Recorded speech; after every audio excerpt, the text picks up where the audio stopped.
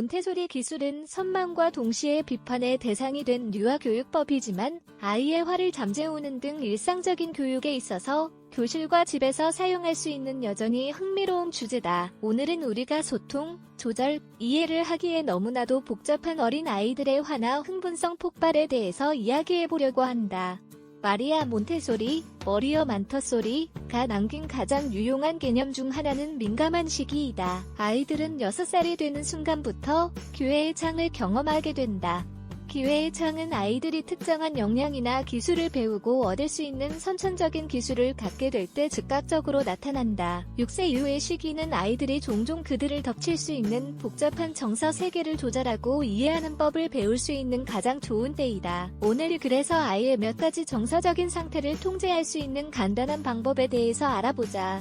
아이의 화를 잠재우고 성난 행동에 대처하는 몬테소리 기술. 몬테소리 기술을 접목한 어린이집에서 아이들을 교육하는 방식은 낯설지 않다.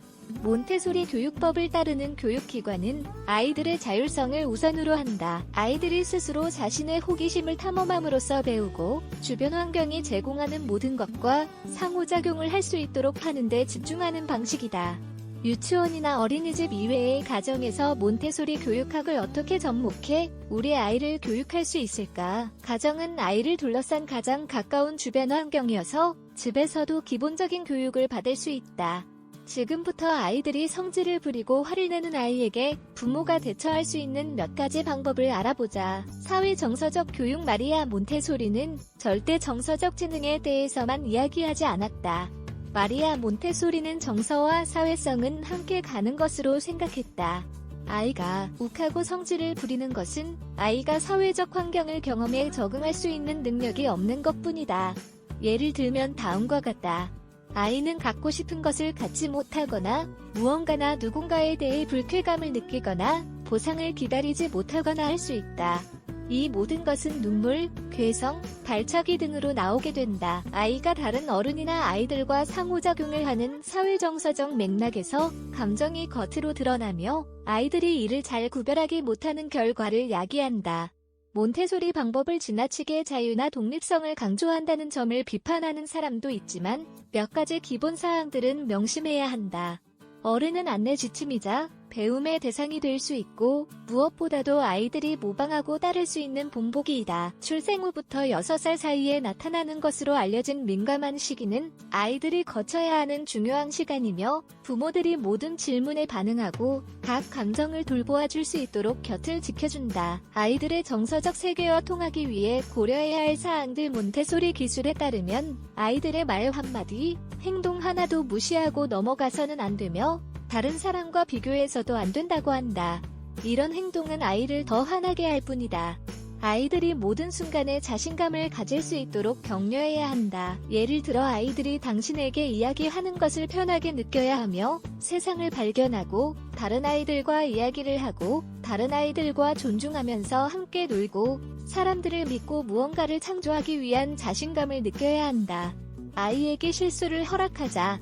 조언은 해주되 실수를 스스로 해결할 수 있도록 하는 것이 좋다. 아이들은 자존감을 스스로 향상할 수 있는 능력이 있다고 믿을 수 있도록 모든 것을 스스로 해야 한다.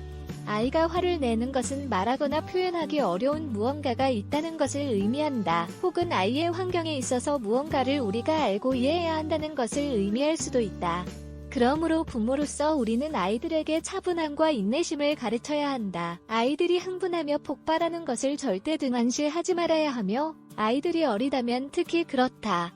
근원적인 원인을 파악하고 이에 대처할 수 있는 전략을 제시하는 것이 필요하다. 아이의 화를 잠재우는 명, 캄바틀은 최근 몇 년 새 매우 유명해졌다.